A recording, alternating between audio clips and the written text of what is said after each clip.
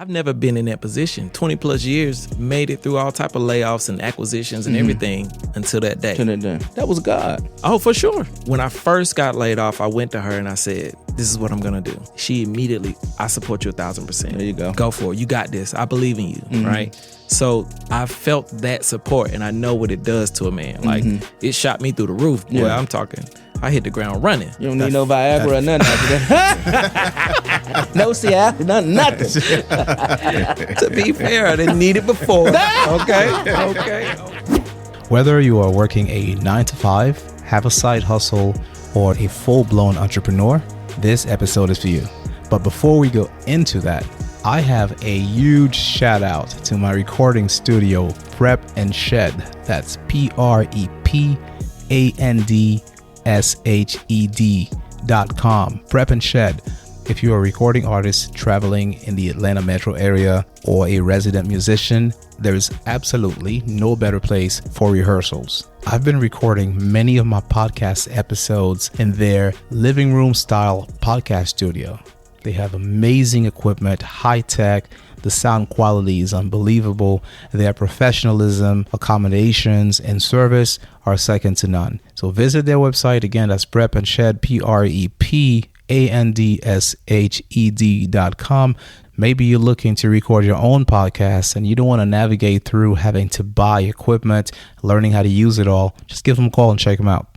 Now, we've got a very special episode for you guys today. Leon Cohen, my boy Willie Nash, and myself, your host, Stéphane, welcome Rod Brinson, a marketing and branding expert. If you're stuck in your business, struggling to take that next step, struggling to scale, or you're just not sure running your own business is something you should even do, this episode is definitely for you. If you want your freedom from the daily grind, listen through the very end and share this episode with a friend and ask them to follow as well. This is one conversation that will absolutely change your life. Welcome to Manhood Matters. Let's get to it. In the living room, finds his voice. 4 souls gathered, making a choice. Speak of life's great news, sugar to cope. From a black man's lens, each word a keynote. Mental storms, physical strife, hustling hard, the pulse of life, race love. And entrepreneurs climb real tall echoes of fine time. Experts and friends, a powerful blend, tackling issues that never end. Sounds good. All right, so we got in the house with us today. We got Leon. Welcome back to the pod, brother. Thank you. Always glad to jump on and exchange ideas with good brothers. Always. Yeah. It's been a second. Willie, welcome back, bro. Big Will, big chill. Hey, happy to be here, man. You awake, bro? I'm here. I am in the land of the living. Don't look like it, but I'm here. Yeah, I know it's early, man. Yeah. And for the first time on the pod, I want to welcome Rod. Rod, why don't you tell us your name, brother? Tell us what you do. I'm super interested in what you do and how you can help a lot of our listeners because so many people have this entrepreneurial spirit. They know that maybe what they're doing right now is not all there is. And I feel that you can bring a whole lot to the table, man. So, Yeah, first of all, thank you for having me. I appreciate the invite. But my name is Rod Brinson. I'm the brand strategist. My focus is making sure people are tapped into what makes them unique in the world. You know, why are they here? What makes them distinct? We are all on this same rock floating around the sun. We're not here to just work a 40-hour job a week and pay our bills. You said it on the head. Like you said, maybe though, but I disagree. I think it's definitely. right. Because I think about so many people that I talk to, they'll say, I do want this 9 to 5. Being in business for myself is not for me. You know, just like I'm in sales, right? So I've always talked to people where I try to sell them on their own dream, pursuing their own thing. And people push back because sometimes people feel like you're shitting on their 9 to 5 just because you got something else, you're in business for yourself. Yeah, no, for sure. Like, and that's a great point. It's too often people pair the two against one another. Right. My version is it doesn't matter who you are, you have a brand. Whether you are living that brand out by default or by design. So if you're working a 9 to 5 and you're pursuing a career, you're just following what your parents told you to do, you went to college and got that degree, and it's like you're not even doing anything in that field. What ends up happening is the rat race takes over. So now you have responsibilities, you have kids, you have dreams that you want to attain, and the only way to get that is this 9 to 5. So I look at it like 3 different lanes. You have the entrepreneur who just wants to do business for himself or herself. You have the person who works corporate and they're perfectly fine with that. They want to, manage people and climb the leadership ladder, no problem. But then you have that third person who's stuck in between and they don't know how to navigate and they feel unfulfilled. That's the person that I'm talking to when I say that. Steph knows I'm a mentor, so one of our classes that we train students in is entrepreneurship. I used to actually teach entrepreneurship at the high school level. And I tell those students, I said, you're going to fit in 1 or 2 boxes in this world. You're either going to be working for yourself or you're going to be working for somebody. There's really no in between. I said to a lot of them, you just got to decide what side of the table you want to be on. But that working for you side is a lot different because the effort you put in when you're working for somebody else is much different than when somebody's working for you. I said, so if you do decide to take a job and go and work for somebody, you need to take that job and look at it and think about it as in effort I'm giving right now for this other person. Would I give that same effort if I were working for myself? And if the answer is no, then you either need to step up your production or go and find another job. Yeah. Because if you shortchanging this person that's actually giving you a check, then you would be upset if somebody was doing that to you. I guess that's the moral view, but I have to say, most people, the effort that I put in for me is going to be more than I put in for anyone else. 100%. Yeah. You know what I mean? And I don't even think that I'm shortchanging someone. I think that my approach is, I work, I'll do what I need to do. And you know me, I'm competitive, whatever, the metrics boards, the KPIs and all that. I want to beat the next guy. But at the end of the day, I can go 2-3 days without sleep because I'm working on my business. I'm not doing that for you. Okay, so I've known you in various capacities. Yes, sir. I've known you as a sales rep, known you as a manager, known you as an entrepreneur. Yeah. So the paradigm when you moved from sales rep to sales manager was different because now you had people that were under your command or under your charge. My stewardship, yeah. Right. Because now you have people that you're overseeing, and when they were slacking off, you took it personally because it's like, wait a minute, why are you doing this on my team where if you did that for somebody else, you might have been okay with it, but more times than not, your work ethic would have been a little bit different from theirs. So that's the shift that I'm talking about, right? The people who go into an office and it takes them the first 2 hours to start working in an 8-hour day when you really take that 8 hours and you're working 4. Yeah. Because between your break, yes, you got your lunch break, your water cooler break, and then your 2 mini breaks. Yeah. By the time you get out of work, and then when you throw the commute in there, you're really only working 4 hours. Now I see what you're saying. Rod, what does it take for someone to kind of go from understanding that there is a need for them to take matters into their own hands? I've often heard the reference to when you work for someone else, it means that they are paying you to give up on your dream. No, that's quite accurate. But to be fair, some people don't have a dream. Right. Some people have no aspiration to do anything outside of what they're doing. And what I mean by that is like they're comfortable and content with the life that they have. But to piggyback on a subject you guys were talking about, the reality is even if a person is giving 110% or 60% or whatever it is to a corporation or to a manager, they're still doing it from a self-driven interest. Sure. And the only reason they can't do 110% is because their heart is not tied to it. They're just doing it to survive and to go out and party and buy a car or whatever it is they're trying to attain. The difference between the person who desires to be outside of that and the person who doesn't is that person should immediately do research, spend some time meditating, prayer, and walking, whatever you need to do to figure out what that lane is. And don't base it off of how much money you can make or what you saw somebody else do. It needs to be solely based off of what you desire. Yeah. Because your desire is going to drive you past those walls of adversity and hardship when they come. Yeah, I was listening to another podcast, a friend of mine, Casey. He's got a pretty dope podcast. He talks about business, and it's called Case Studies, so quick shout out to him. He talks about this in terms of culture and knowing your why and knowing what you want to accomplish. Let's say you're doing it, the money's coming in, and you strip that away and you got nothing left. That culture and that initial reason for doing it is all you have. Would you still do it then? You know, people ask me the same thing about this podcast. They go, if you're not making any money, would you do it? I think these conversations are absolutely necessary. I don't care how many listeners they are helping somebody out. For sure. So I would absolutely do it. Willie, you run an insurance agency. I remember the shift I remember the conversations, you were at a crossroad at some point, or rather at a fork in the road, right? Where it was either stay corporate or go all in. How did you make that transition and just focus on your own business? Well, it was really easy for me. I don't like being told what to do. Even as a kid, I've always had the entrepreneurial spirit to go out and make my own money. So I always felt that the corporate world, working for somebody, was just a formality or something that I had to go through until I was ready to do what I wanted to do.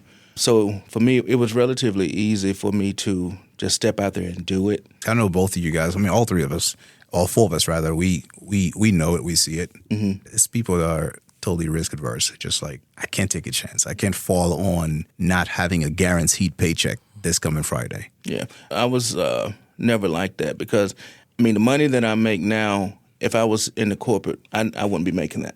Because like y'all were just saying, they bring you in and hire you so you can't follow your dreams and your aspiration. They give just enough to be able to take care of your bills and do the normal stuff. I've always wanted to do things that was outside of the norm. I wanted the nice house, the cars, the nice bank account. I wanted to, when I look at my bank account, I know that I did that for real. I came out the mud with it. I've always had that mentality to kind of go the direction that I want to go. And everybody doesn't feel that way. Like my wife, she's the corporate, she knows what she's getting paid. She likes that amount and she's okay with it. I'm not. Right. I think I was just wrapped a little bit different and built a little bit different when it comes to the money. I want to control it. If I want to come in my check, I go ahead and I make the comma. If I want a low week, I like to control it myself. Yeah. And now I heard what you said. If I want a comma in my check, I thought you said if I want to come in my check. Yeah. I was like, are you trying to do what in your check, bro? Comma. I was like, what kind I'm gonna need you to listen a little bit better. Hey, You heard him? We first talking about your Definitely, I heard it. You heard what I heard. I was like, wait a second. No. I heard comma. Okay. Nah, I said I heard heard what you you to heard. listen a little bit better. if I want to come on my check, I want to be able to do that because that's what I want to do and I can do it. You earned it. I earned it. I can do what I want to with it. Oh my God. We taking a dramatic turn. Yeah, let's get back to it. That's an interesting point, though, and I want to make this clear. Like, I was the opposite. I was good with the corporate. I was good with the 9 to 5. I was comfortable. And your background is marketing. So it's multifaceted, but I've always had my marketing agency because I'm just a creative by nature. And so people ask me to do stuff, and it went from flyers to websites to videography, you name it.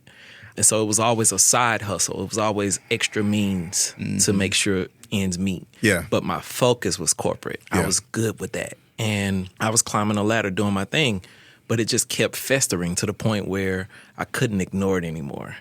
It was starting to compete, and it's part-time. So I'm like, okay, if I really put myself into this, I wonder what could happen. In the same breath, over here, I'm having to deal with all the subliminal, hardships and racism and people looking at me weird and treating me funny. And I have to put on when I didn't have to do that in my business. Right. That uncomfortableness of having to step outside of who I know myself to be was enough to make me say, I don't want to do this. But I still didn't make the jump. Why? Obviously, you were making money. You were comfortable. You got bills to pay. Right. Did you have a family at the time? For sure. It's very difficult to make that jump, man. You'll sit there and just put up with a lot of shit. But I had because, all the evidence. It wasn't a faith journey for me. I knew what the numbers were. I could forecast 3 months out. Like, it was that position. The reason I didn't make the jump is because I was too comfortable. And that comfortability is a drug. Yeah, it is. It's like they call it golden handcuffs. Yeah. It's gold, it's shiny, but I can't do nothing. I'm right here. Right. And so I remember specifically January 2023, I basically kind of tested God. I'm like, all right, if you want me to do this, then I need to hit this number by December. Well, I didn't look at my numbers until November, and it was already superseding that number. And I was like, dang it. That wasn't a sign. That was like a clear, hey. Oh, no, it was very clear. Yeah. In so many different ways. But did you work towards that number? I did, for sure. Because it was intentional. You wanted it anyway, so you was going to make it happen. There's certain things that I want, and I can control the things that I want, and I can get it. I'm going to work to get it. when you're working for someone, that ambition for me, it was never there. Because when I come in and you tell me what time I got to be there, you tell me what time I got to take a break, you tell me what time I got to go to lunch, then you tell me what time I got to clock out, I've always had an issue with that. I'm over here like an hiring manager. I'm like, well, then shit, say your ass, don't apply, goddamn. Yeah. But see, it was one of those things where. But I feel you. I grew up with the parents that say, go to school, very get a traditional, good job. Get a good job. So when I got into sales and entrepreneurship, my mom like, you need to go get a job. Go, people not buying nothing, Willie. Yeah. But sales is one of the most lucrative businesses out there. Yeah. You just have to make sure that you're selling the right product or solving a need. There you go. If you get into an entrepreneurship where you're servicing and the need is there, you just got to get out and market yourself and become attractive in that arena. You made that happen because that's what you wanted to do. The thing that made me hit it was tied to the 9-to-5 as well. So, and this is one thing that I will say, like, I was not one of those guys who's going to show up for the meeting and pay attention and be ready to go. I was the guy you were discussing a minute ago, Leon. But I always tied what I wanted to what I was doing. And what I wanted was sustainability, freedom, the ability to go on vacation, and all of these other things tied to me doing what I needed to do in my 9-to-5. Mm-hmm. And so it allowed me to show up on time, clock out, clock in, eat lunch. Mm-hmm. I didn't mind stepping in line and being a soldier in that way, so long as my goal was being accomplished at the end of the day. But everybody has a line that gets crossed at a certain point where it's like, okay, now you're pushing too far. Okay. And for me, it was somebody trying to steal my check. I was being paid on commission to do some extra stuff. I did some extra stuff, worked the deal for 6 months. The day we're getting ready to close the deal, he tries to swoop under me behind the door and swap my name for his name. Wow. Literally. And the guy who was responsible for, changing the names out was like, hey, bro, did you approve this? I'm like, no. So I pinged the guy, hey, what's this about? He basically told me, well, I'm just trying to get paid on that. I said, oh, you bold enough to admit it. All right, cool. Well, let's go ahead and not do that. He was like, well, I'm going to take this to my manager. I ain't even going to hold y'all. The 6 months path to fighting that led to me being in a room with people that didn't look like me, standing up for myself when nobody was, including my manager, who told me, hey, Rod, since you did majority of the work, we're going to give you 2/3 of the money, and we're going to give him 1/3. I said, by majority, do you mean all of the work? Because I did all of the work. Those type of little micro pieces added up, they compound to make you say, who am I? Mm-hmm. Yeah. Is this it? Is this what I should be doing? Because I don't feel like I should have to fight this fight. Right. Entrepreneurship changes that. That's right. Now you don't have to deal with anything you don't want to deal with. Now it has consequences because, your customers become your boss, right? That's true. You talk about working hard for say that again, man. People think I don't have a boss. Yeah, you do. Yeah. Your customers, treat them right, take care of them. But yes, absolutely. And I've been talking about vacations. Vacations are different because you can take better vacations. They just not as long when you're working for yourself because they can't be. Nah. And they're not the same because you're not truly off. You're disconnected, yeah. Right. But I will say, man, I've learned how to master that, being truly off. Takes a while to get there. But it only takes a while if you choose to take a while. Gotcha. And you teach that stuff. Oh, for sure. So let's get into that a little bit because obviously this is something that I heard, I can't remember his name, but this South African dude. Vusi. Okay. Vusi. What he was saying is if you can't walk away from the business from 30 to 60 days and it's still in business, then you are not an entrepreneur. You're self-employed. That matters. Because right now, like whatever I got going on, if I walk away, I make no money and everything falls apart. So how did you get it to the point to where you can walk away, take a vacation, and you come back to a business that's still standing? The same way I got it to a point where it was competing with my full-time job. All right, talk to us about that. First and foremost, book recommendation changed my life. It's called The Miracle Morning. It's not religious based. It's primarily just talking about how you spend your day and your hours and your time and taking advantage of it.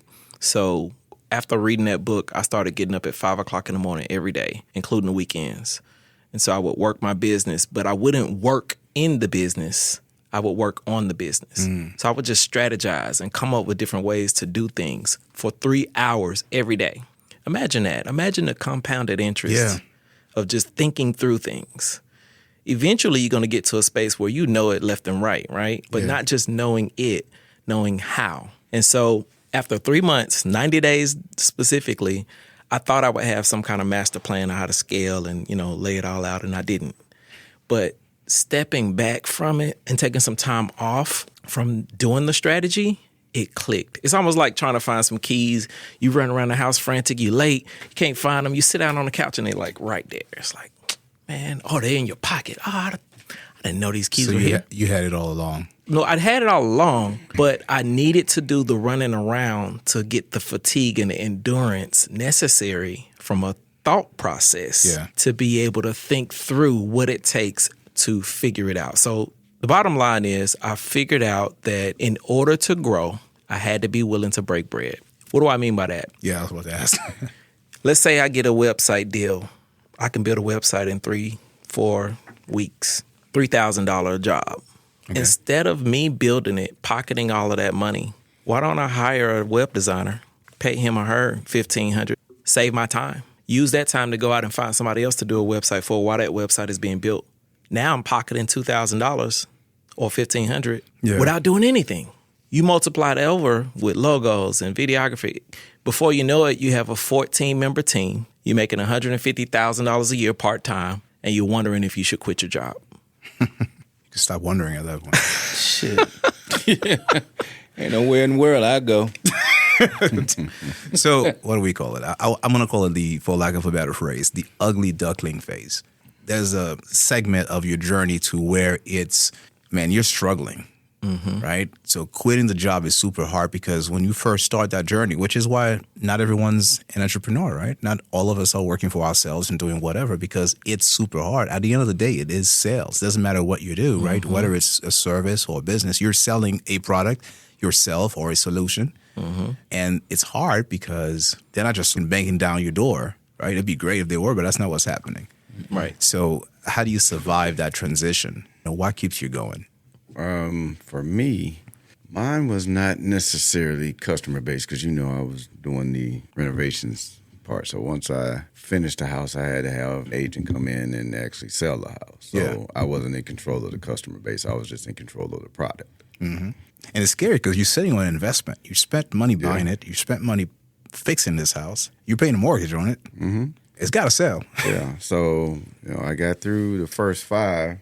And I had an accident, got hurt, and for about 6 or 7 months, I couldn't do anything with the business, which forced me back into the work world because I had to feed my family. Right. Would I do things differently? No, because the first 5 sold very easily. But it all depends on the business is what I would say. Based on what we did, we were more customer driven.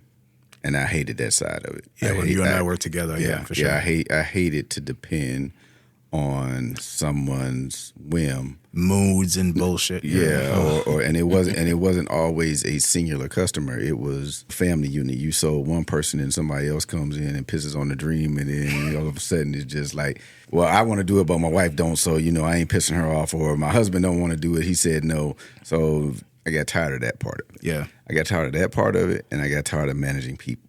Right? Because managing people to me is like adult babysitting. Yeah. I don't want to babysit a child, let alone babysit an adult. So that part of it is what took me away from the management piece and which took me away from sales altogether.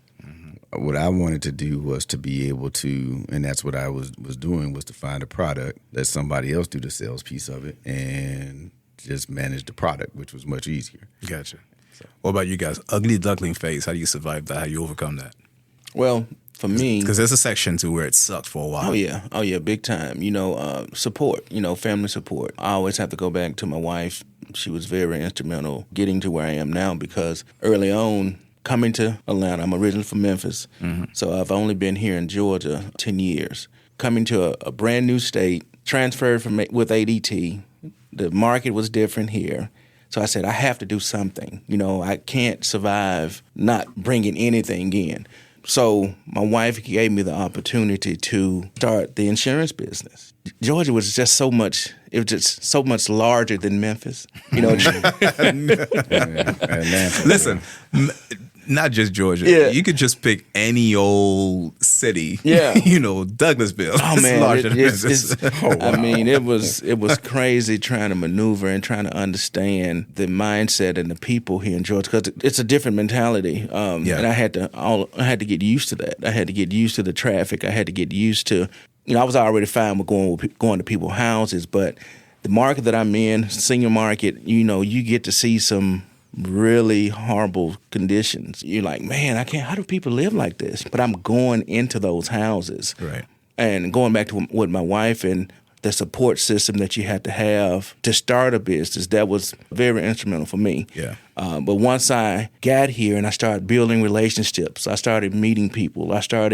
When I was going to these clients' houses, it was not just to go sell the life insurance. I'm looking for people to partner with, because once I understood this business, the company that I'm partnered with, if you go out and you show somebody how to do what you do, Right. they follow you. So I just started duplicating that, going out, finding people who can do what I do, Right.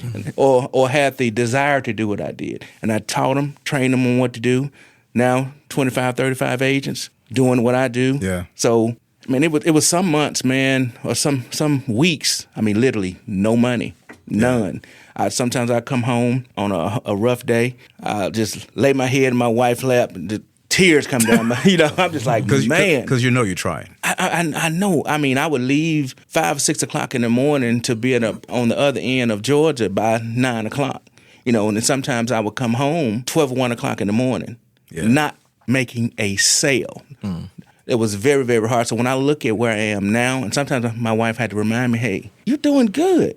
Right. Because I'm still not where I want to be, because I know there's so much more out there for me to According to your own standards, by the way. Right. I see where you are, bro. You're doing fantastic. But. Man, but I'm not happy. I'm not satisfied with where I am, because I know that it's so much better. Sure. But it was tough.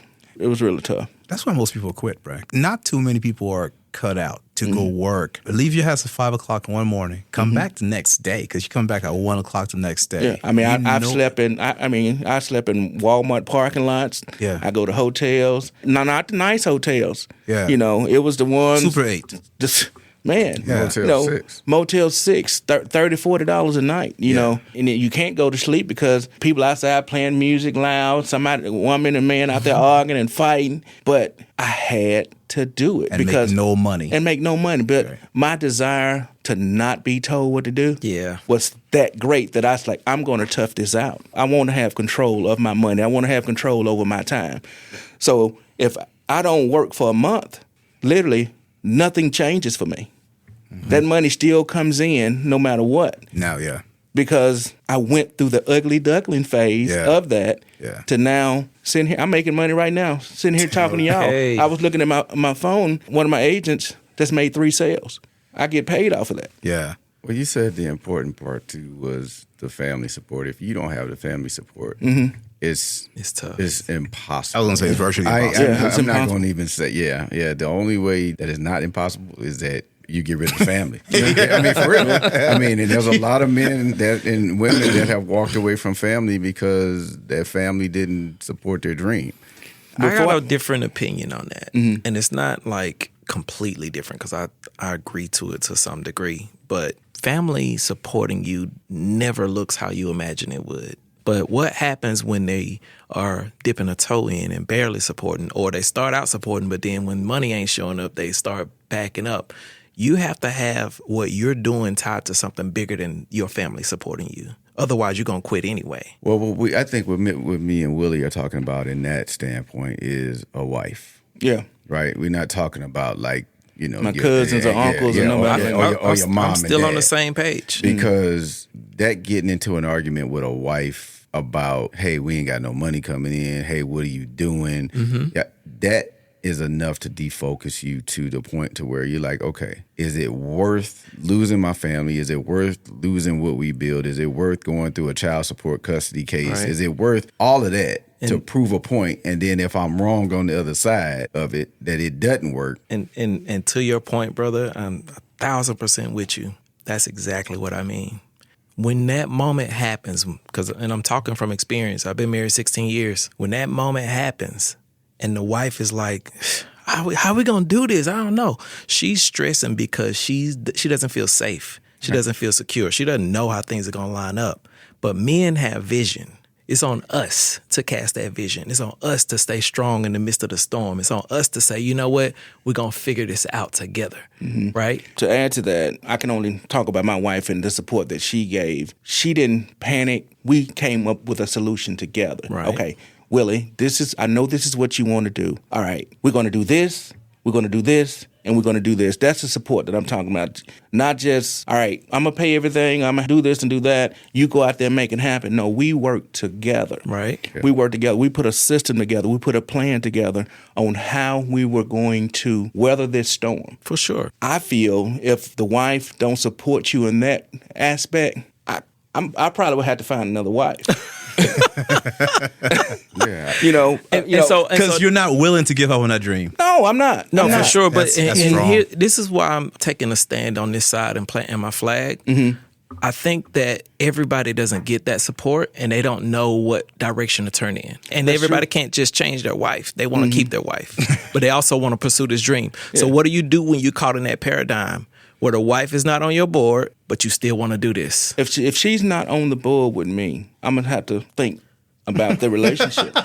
Right. I'm gonna have to that think. serious about I'm it. serious Listen, about it because, like now, she's thankful that she planted her feet with me and she rolled that ride with me because now she's happy. She understood me. She knew me. Right. She knew that he's going to go out and he's going to make some happen. So she believed in me. Right. You know, a lot of times when the wives, you need to go do something.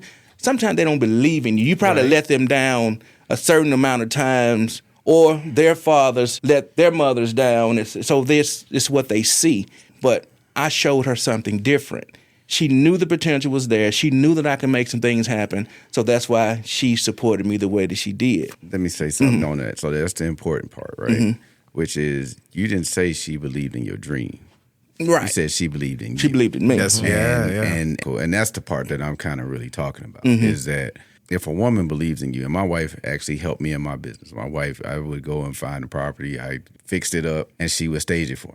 And she would stage it for me. Unbelievable. Her staging probably sold most of our houses. Wow. Okay. She has a gift. She has a designer's eye. And it wasn't a hard sell for her because the fact of what he's saying is she believed in you. me. Even through some failures, I've produced more and had more credibility through the successes than we've had failures and things. And another thing that I had to do in that, I had to get comfortable with letting her know what was really going on the backside, you know. So once she understood and I was open, okay, all right, honey, production is low this month. I got this coming up. I'm going to have to go travel a little bit to go make these ends meet and make some stuff happen. That's part of support too. Yeah. You know, I can't. But you got to communicate. You got to have to bring her in so she's not in the dark about the business. Right. I had to even allowing her into my finances because when we first got married, she had her money, I had mine. Then we had an account where we put money in to pay things, but we never just really knew what the other person had. Once we opened that up, everything got better. So when I say support, I mean, it's like you have to be in it together 110%.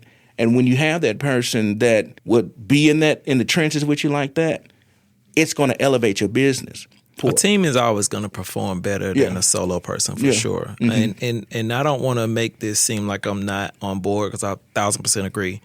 I just want to add a little color. So I've been on both sides of that track. When I first got laid off, because that's what I did. I didn't walk away from the job.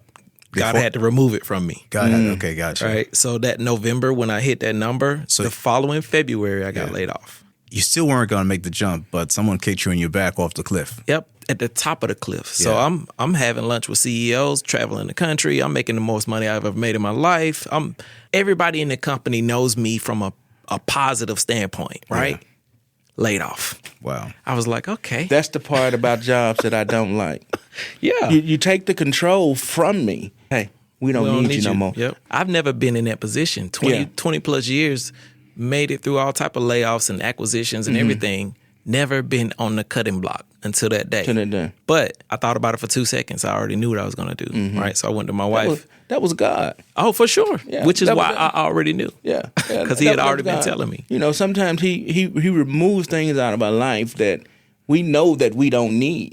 Are you back at work? Are you doing Oh, no. full-time? I've been full-time for 18 months. On your own? Yeah, it's February 2024. See? Yeah. There you go. But to don't that go point, back. I will never go back. And I told my wife the same thing.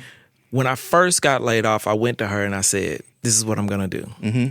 She immediately, I support you 1,000%. There you go. Go for it. You got this. I believe in you, right?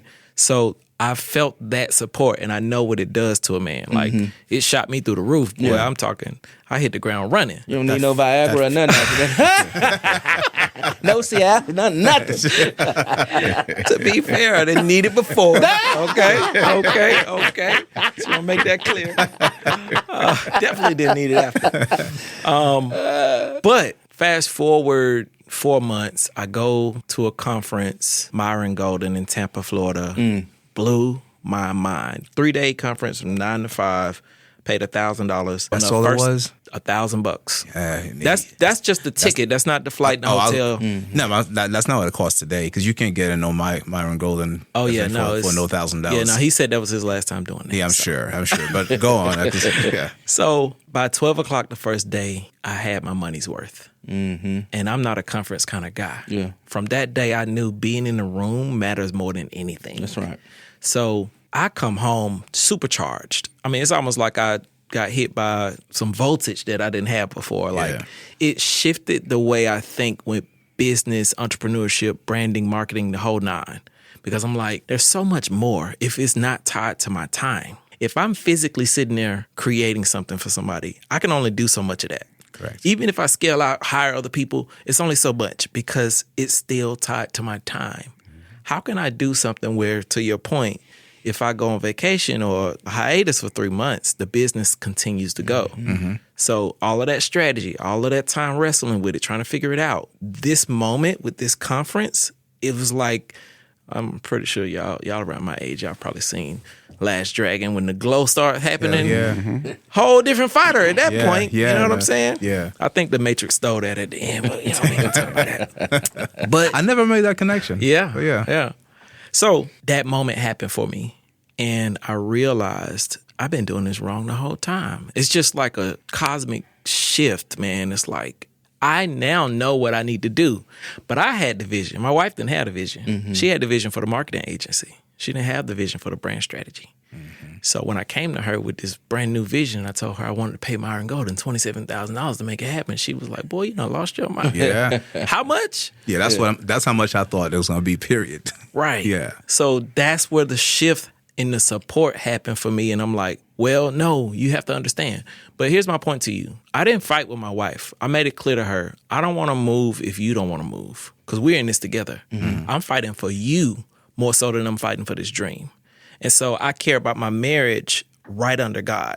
And then my kids right under that. And then my business right under that. And people get that twisted and those orders are out of place. And then that's when you say, you know what, since you don't support me, I'm out of here. But Bye-bye. I gotta go. but brothers, I'm gonna tell you this, and anybody listening, hear me clearly. When you find yourself in predicaments where there's a tussle or there's a adversity, there's a blockage from you going where you want to go, look within first. What can I do better? How should I have approached this?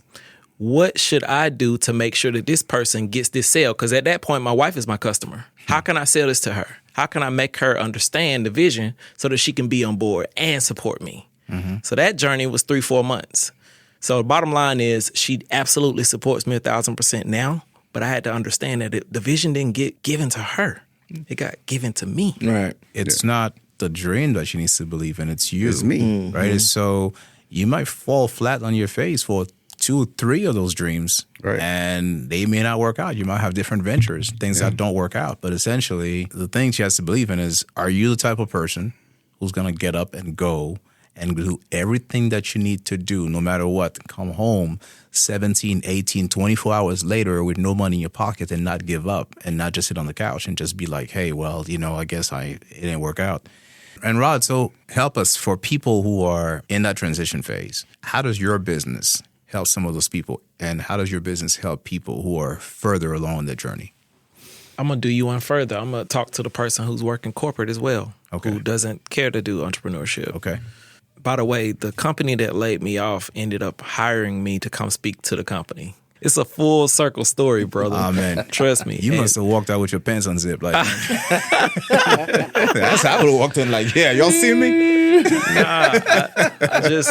I worked hard and people saw me and I put myself out there and I asked for the offer and they gave it to me. So I think it just boils down to believing in yourself and putting in the work. But to answer your question, I believe that our brand is tied to our identity, who you are, who you were born as. We all have personalities, we have souls, we have different things we desire, etc. But tapping into our potential is always a difficult thing. If you think about sports, right? You got a player, he's really good naturally, but that coach can help him tap into his full potential just by like tweaking little pieces and pointing him in the right direction. Yeah. Well, that's what brand strategy is. The problem is most people don't understand what branding is in general. They think it's logos, color palettes, marketing. They tie the two together synonymously. I'm one of those people, so yeah, okay. Because I'll admit I have no clue what you're talking about. So here's what, and I'm in business, and I've been in business a long time. You know what I mean? So it just goes to show I'm quick to admit it, so you can kind of help me out and help us out. Because yes, when I think branding, I think my logo, a website, something that tells people who I am, maybe signage if I have a brick and mortar. I got you. So when you think about electric cars, who do you think about? Tesla. That's branding. You're not thinking about the T and the red color. You might think about Elon Musk because personal branding is a part of branding as well. But branding is how this thing makes you feel so that you remember it anytime somebody brings something up that's close to it. That's coffee. Starbucks. Because I was thinking at home, Starbucks. You might say Folgers, you might say Dunkin'. It depends on your personality and what you're drawn to. Well, it's like Google. It's searching on the search engine. Everybody say Google it, but Google is a verb. They say Google it because it has become a brand name. Right. That's why that is tied together as a compound word. Brand name. Because you have other search engines. You got Bing and you got other ones, but everybody says Google. Right. Even if you go into Bing. Yeah, that's true. Right. Google it. Right. Yeah. So here's the breakdown between marketing and branding. Marketing is simply making sure the thing that you have is visible to others. It doesn't mean sales. It doesn't mean anything outside of that. All you're doing is I'm going to magnify this so that you can see it, whether that's physically or digitally.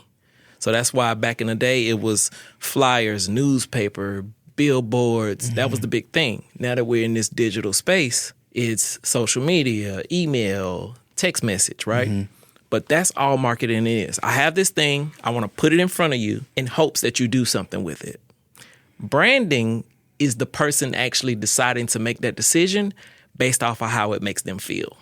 So when you hear da da da da da, I'm loving it. You automatically associate Happy Meal, Ronald McDonald, red and white sign. It pulls all of those things up because they branded it so much that you know that based off of that sound. Right. Well, hamburgers, period. I mean, you think about McDonald's. McDonald's is the first name that come out of your mouth when you think about a hamburger, even though you may not eat it. Yep. Now, here's how you bring it all home and make it very simple for anybody. We all guys, we got wives and stuff. We know how this dating world is. Marketing is asking a girl out. Hey, baby girl, how you doing, man? Yeah, you mind if we, I want to take you to dinner. Yeah. She has the opportunity to see you based off of what you just said and how you presented yourself. The clothes you got on, the cologne, all of that is marketing. Branding is what's going to make her say yes. It's your aura, it's your swag, it's you, it's your personality. It's how she feels based off of how you approached her. Wow, okay. I hope that makes sense. It does. Yeah. Right. So when you want to get some, is that branding? That's branding. That's branding. Marketing is you actually asking her. Okay. Branding is what you did the 24 hours before you asked her. You feel me? Gotcha. Because guess what? If you argued with her, didn't take the trash out, whatever, as soon as you ask, it's going to be a no. But if you did your part, she feeling good about you, and you ask, now it's a yes. So it's not just sales. Sales is like a science for sure. But if the marketing ain't right, If the branding ain't right, it's going to be really hard to sell. And the very opposite, if the marketing is right and the branding is right, you don't even have to sell. They're coming to you. Going back to the original question here, you're talking to the person who's at corporate. How do you help that person? How do you help the person who's just starting out, who's just transitioning? And how do you help the person who's a little further along? Like this place here. We're in this beautiful building, right? Prep and Chet Studios. He's got this thing going. How do we help a business like that, or like Willie's business that's established versus a business like mine? I'm in talks with investors where I want to launch this thing in about a month or two. I'll cover all three, but I'll land on the last one with the transition, where it's kind of like I'm out here, but I'm trying to figure it out. Yeah. Corporate branding is no different than entrepreneur branding, but it's within a space for that organization. So you're no longer marketing and branding in hopes that you get clients to come in. You're marketing and branding so that management looks at you in a certain way, or that when opportunities come, they think about you. You know what I mean? Right. Like, because guess what? Opportunities are going to come. Who's the first person come to mind? This person who's been branding himself in the right way. Mm-hmm. He's showing up on time. Anytime I ask him to work extra, those things that you don't want to do are your brand.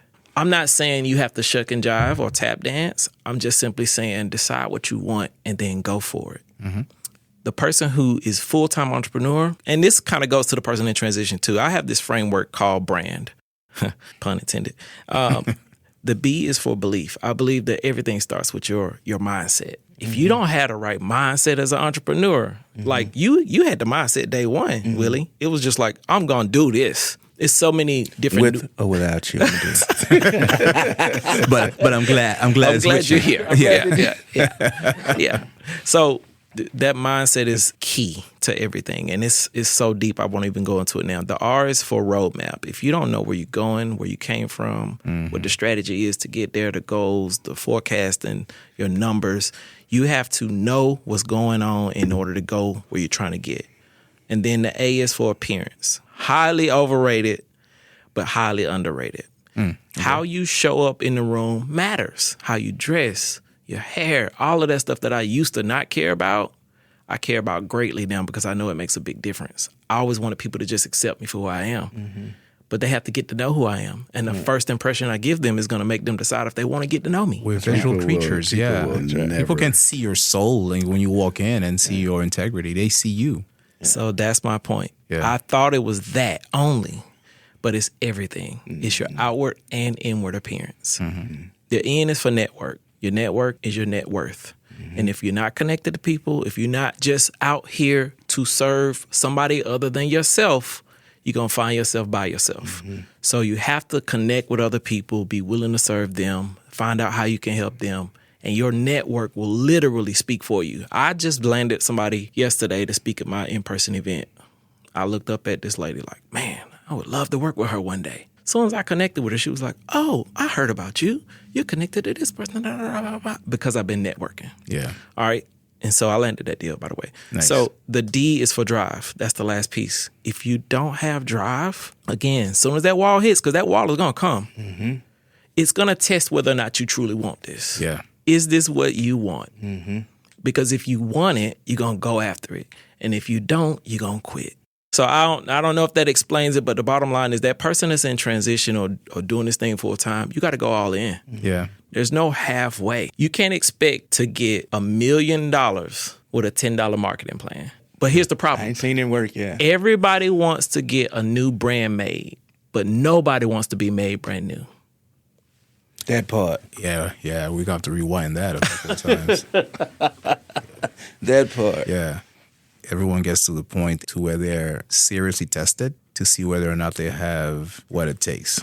They have the gumption to actually take it past that phase of this sucks, this is hard, I want to quit. They don't want to embrace the suck. They got to get past that point. So I know that it happens. So what about, how do you help the person that wants to do both, right? The person that don't want to leave their full-time job. They just want a secondary stream of income, a secondary hustle. They not all in on the business. It's something that they're good at, but it's a secondary interest and not a passion. Is that something that you could brand and help? I mean, yeah, for sure. But, a divided mind is a divided house. Like, it's only so much you can do when you're not all in. So when you started off, you said, how do you help the person that wants to do both? Well, if they want to do both, then they're going to have to do both with the same velocity.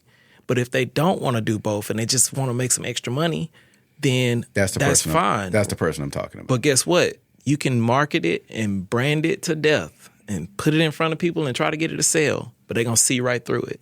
I can talk to you till I'm blue in the face about building a website, but if I don't present myself properly, if I'm halfway in, you're going to feel it, you're going to sense it, you're going to be like, man, this guy don't know what he's talking about. So it's hard to truly push something that you don't really want to push yourself. So my point to you is this. I would challenge that person to make a decision. Either you are okay with this making whatever it makes, whenever it makes it, and you're not finna put no money, time into it in terms of marketing it. Or you can say, you know what, I want to do both of these with the same amount of zeal and see what I can do with it. And when you make that decision, then you got to have 3 jobs. You got to have a 5 to 8 work in your business. You have to have an 8 to 5 work in your job, and you have to have a 5 to 8 work in your business. And Leon, are you referring to I'm referring to my wife. Not a person. It's like, fine, you got me. Cut that part. Yeah, you got it. Other people know. So I guess the real question is this. They have a side hustle. They have a regular 9 to 5. But if the side hustle started making as much or more, would they quit that 9 to 5, or they really love to do both still? No. So this is the person I'm talking about, right? The person that's comfortable and happy with the 9 to 5. They got to have a check. But they have a talent that they know that they can make money off of. And this extra money just gives them another stream of income. Like, because everybody's always talking about, you need multiple streams of income. Sure. They just want this secondary stream of income to do the other things that the other job either won't afford them to do, or it's just extra that they can go and just have vacation, fool around with.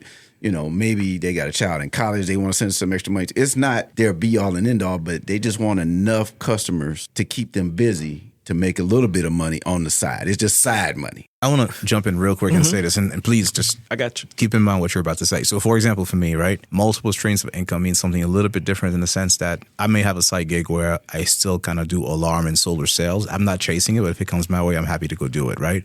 But I'm not chasing it. It's not a passion for me. Correct. The business that I'm going to be starting here soon, that I've already have a plan for, that I'm talking to investors about, that's a passion for me. Right. I'm not quitting my 9 to 5 yet. I'm managing a sales team, etc. I guarantee you the half second that my passion takes off, business matches my income, I'm so fucking gone, bro. It's not even funny. Because then I can take all of that effort because I'm still not doing it half-ass. Right. People are under my stewardship. I'm responsible for them, so I'm giving them a lot of my time. I'm taking text messages.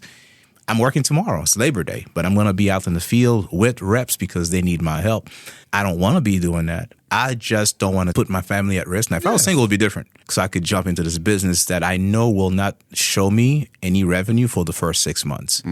So because of that, I'm being sensible about things and I'm going to approach it a certain way. But the second that revenue starts to come in like clockwork, because I believe in it 100%. It's just one of those businesses that I can't believe doesn't exist yet. And if it does, it's not being done right. So I'm just like, we're going all in here.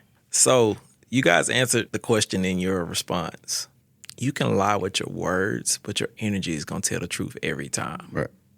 When you said, I got this thing aside, I might make, your energy was in the same way you care about it. Correct. And as soon as you start talking about your business, man, I can start crying. Your eyes pucked up. You were like, this is it. And it's the same thing with your wife, right? If it's I just need to make some extra money, that energy is going to be in the business as well. And so it doesn't matter if you throw $1 million at marketing, she's not going to be able to live up to that level because she doesn't care about it on that level. The level you care about a thing is the level in which you can grow it. So what I'll say about it is that she likes doing that better than she would like her normal job, but her brain doesn't work in an entrepreneurial way. To your point, here's what I'm saying. I might be paraphrasing, but you said something like she needs a check. And even if this made X amount of dollars, she would still want to work this job. Yeah. That will not allow the other thing to grow past her job. And she's fine with Ever. it. She's fine with it. Even if a millionaire just came and was like, I love what you did, I'm going to drop this on you right now, she would be overwhelmed. She would take the money, but she would not quit her job. Nope. And so that's my point to you. And that's what it would take for her to deliver at that level it would take, you need to quit your job so you can focus 100% on this. And so then the work suffers a little bit. No, it's backwards. You need to focus 100% on this so you can quit your job. And so because she won't do that, that'll never happen. Yeah. I think if she saw her business take off, she would consider it. But at the end of the day, she still wants to have, okay, I want to make sure this is secure for retirement. She needs a safety net, Yes. 100%, because But here's safety net why is the phrase. Yes. the B in my brand framework is belief. Yeah. Because your mindset determines everything. Correct. And I'm not saying everybody has to have an entrepreneur mindset, but everybody has to have an entrepreneur mindset. But there's people out there that will never leave the safety net. as Even he if said. they didn't leave it, they still need to have it. Yeah. Here's why. Because what happens when it leaves them? It's stats right now that 300,000 black women have lost their job this year. What are they doing? Right. Yeah. Most of them are trying to get back in the workforce, which is not accepting them. Right. So what are you doing? And when it comes down to it, how are you going to feed your kids? You can't just be out here hustling 24 hours a day to feed them. You have to figure out a way to format a business that is solidified enough that you don't have to go work for nobody else. Mm-hmm. I'm passionate about it. Yeah, I can hear it. Like you said, right? Yeah. The way your eyes But perked guess up what? and just your voice changed. This is coming from a guy that wanted the safety net and didn't care about this whole world. Never did. So I'm speaking from a place of both sides. I'm a chameleon. I've had every inch of this skin on me to understand every lane when it comes to the full spectrum of I want to work for the boss. I want to be the boss. I like being the boss. Willie just said on that. He the boss. You ain't gonna tell me what to do, man. I mean, 12 years old, getting my dad his lawnmower, going out to cut grass in the neighborhood. I always wanted to make my own. Yeah. Some people just born like that. I'm on the other side. I like being my boss. There's a difference between being the boss and being my boss. I'm more of a self-employed guy than an entrepreneur because when I detest managing people. Well, you just don't like people, period, Leon. It's not managing. You don't like fucking people to begin with. Listen, he's tolerating us in this room. Stop. I can sense it. No. It's his energy. You know what I'm saying? No. Say one wrong thing, I mean, it's over. No, I have evolved, Steph. Leon, you are by nature an introvert, and he could get in front of a room and public speak and do all of that. He's mentoring other people. Obviously, that's, you've got the skill. But the bottom line is like, look, I'm gonna tell you once. Yeah. I'm gonna train you, and then leave me alone. You know what I mean? So Only call me if you why really are need you calling me. me? Why are you talking to me? Why haven't you done what I I'm told gonna you and asked train you to do? you well. I'm gonna train you well, but then if you don't do it, the problem is. So where he and I differ in management style is that I will hold your hand a little longer. I will repeat myself. I will go out and show you again. Where Leon's like, I've shown you, right? Like, you understood. I asked you if you had any questions, and you said no. So what's the problem? Why aren't you delivering 100%? So when you say I detest managing people, I mean, obviously I'm making fun of you. I'm just saying you don't like people in general. That's not the case because you're very, very giving and you're very selfless. So, but overall, I know what you mean. So you'd rather be in business for yourself, self-employed, and not be an entrepreneur because you're right. If you have employees and you have other people, you have to rely on them to deliver. Like what you going through tomorrow? Tomorrow's Labor Day. You should be chilling with the family. I should be eating not barbecue. laboring. Yeah, having a drink. But instead, you have to handhold somebody that's going out for a sale. Yeah. I no longer desire to do that. My family time has to be my family time. I don't give a damn what you got going on. You better start feeling and learning how to sell between holidays because you're not going to call me on the holiday and take my time up. On a might be. Well, I think I got this sale. No, are you wrapping up the sale? Are they cutting us a check? Because other than that, this can wait till Tuesday. Yeah. I mean, for real. Yeah. I mean, I understand you got to get it. So if you got to get it that bad, you need to go get it on your own and just let me kind of help you on Tuesday close that deal. That's funny. Yeah. I mean, for real. Yeah. Because my daughter put everything in perspective for me when I had her, right? You only get so many family days before everybody is going off their own way, right? And I told you this on another podcast. From the time I was born until I was 16 years old, my dad traveled 4 days a week out of town. So we were together part of Friday, all of Saturday. I'm back home on Sunday. He back on the road. 18 years old, I'm packing up my car, getting ready to come to college. And he's like, where are you going? I said, I leave for college this week. He was like, what you mean? It's not September yet. I was like, remember, I'm going to the early college deal and I'm not coming back. And he said these exact words. He said, damn, I missed it. which strong. meant that I missed Your entire childhood. your entire childhood. I looked up one day, you was a little boy, and I thought that was going to be years and years and years, and now I blinked and you a man. I promised myself that I would not do that with my daughter, and I have not. Nice. This time next year, she'll be a freshman in college. Don't know Congrats. where she's going to be, but it probably will be outside of Georgia. And you won't have that same You won't have to conversation. say that. I won't But have that's to a say powerful that. stuff, Leon. I won't have to say that. And a lot of that is because I got out of sales and management, having to carry people or drag them to a place, like you said, where they don't know where the destination is to begin with. They just out here trying something. That's what's important for a lot of people. They just don't know what to do. So that's why I employ everybody to have the entrepreneur mindset, because you never know when you're going to have to pull on it. And it's better to start from level 11 than level 1, That's where you come in. period. Yeah. So leave us with 3 golden nuggets. We can give away the strategies for free, right? For that, they need to go to your website. They need to go to follow you on Instagram, and we'll get the socials here in a second. And people have to pay to be in the room. I think that's where a lot of people are missing out, because they don't really understand what that means. And there's so many fake gurus out there. You know, hey, send me $1,000 and I'll teach you how to do this. And all you did was spend $1,000 to kind of hear some regurgitated cliches. You know, you got to get up at 5 o'clock in the morning. You got to do this because, you know, Eric Thomas said to do it. Well, do you even understand what's going on, right? But I know you can't give away all the sauce right now. But like, what 3 things can you leave us with? Okay, on the spot. 3 nuggets. I got you. nuggets. No, I got you. First and foremost, I want to address the scammers and the fake coaches and all of these things out here. It goes back to what I said, but the problem is people get galvanized by what they're saying, and then they lean on their energy. Don't lean on your own energy in that moment. Lean on their energy. So what do I mean by that? Look past the sales, look past the marketing, look past the shiny stuff, and try to find out who this person is and who they've helped. If you can start to tap into some of that, then you have to be willing to go out on faith and say, all right, I've done my research. I trust that this person is going to do what they said. Now let me invest and get all I can from it instead of looking at it from a skeptical eye. Yeah. That's number one. So many people are missing out on that. And let me just say this, and I'm still on point 1. The whole purpose of a true coach or a strategist or advisor, whoever you want to label yourself as, consultant, that's charging this money to talk to them and get that information, is that they can condense what they've learned over the last 5, 10, 20 years into an hour. Into a and course, they can pack it to you. That's going to speed you up 10,000 times more than ChatGPT and YouTube, because it's only so much you can get from AI, right? So don't be afraid to invest into that. You just need to do your research. So that's number 1. The number 2 thing I would say, find out what you really want to do.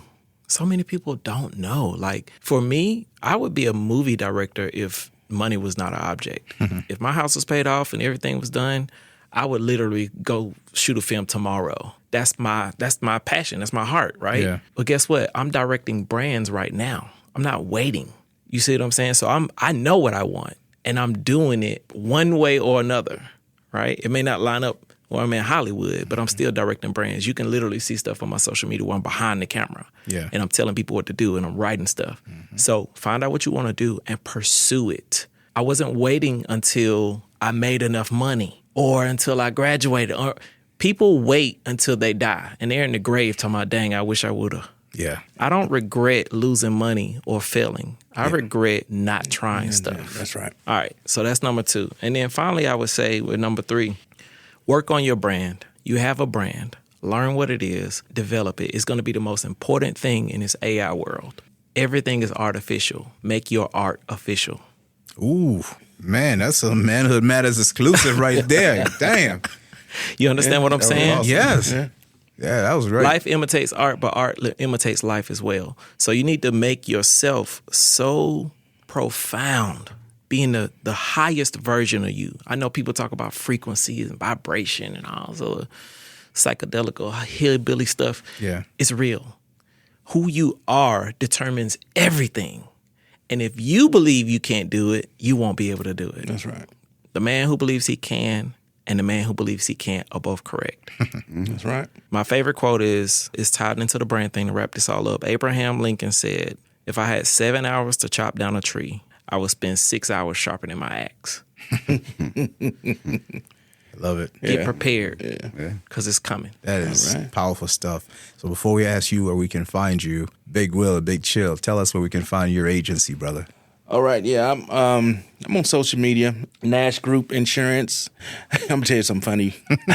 I went to Facebook and I changed my name, just out playing with it or whatever.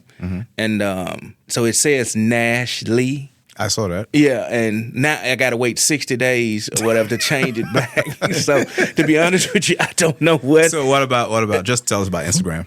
Yeah, You didn't fuck that up, did you? Yeah, it's all together. yeah. Facebook and Instagram are the same company. Yeah, so it's Nash Lee on Facebook and on What's it gonna be in 60 days? We're gonna work on that. We're gonna work on that. There you I go. mean, because honestly, I'm sitting and listening to you and talking. I do need your help. It's next level, bro. Yeah. I do need your help. Hi, Rod. Rod, where can we find you, bro? People looking for you. Where can we find you? RodBrinson.com. RodBrinson.com. Everything about me is there. All right, social media. All of that. Leon, you got anything you're promoting? Yeah, if you're looking for a place to stay, you can go to Chameleon Homes LLC at gmail.com is my email, and it's just chameleonhomesllc.com is the website. Dope. All right, so we got a tradition. At the end of each show, we flip a coin, and someone has to read the outro notes. How about just send it to me? Don't even flip the coin. Man, I'm boom. reading it. Look, Rod says he's going to do it. Willie, you're off the hook, Thank brother. God, because last time I did it out, I was horrible. Who were you last I time? was Glorilla. I had to. That was good. Yeah, I had to do it in my Memphis voice. Yeah, that's right. That's right. That's funny. So, Rod, who are you going to be? Because you have to do it. You can't just read it. You have to do an impression. Can I be anybody? It could be anybody. Add your flavor to it. Okay. I'm about to do the worst impression ever. I'm going to just do it. I ain't going to tell you who I am. You got to figure it out. We got to figure it out? Yeah. All right, well, let's see if we can guess. All right, here we Once go. you do it, let's go. Huh? What? You got this on me? You got this on? Okay, first of all, please support us by following the show. If you don't follow this show, if you don't really follow this show, I'm gonna have to be King Kong around here. Okay? That's it. From training. Leave us a 5-star review on Apple Podcast. Okay? Thank you so much for listening. We'll catch you next week. We share conversations and we surround ourselves with other guys just like this. Okay? Yeah, let's go. Manhood matters. We out. Let's go. Go, all right. Denzel. I got to tell you.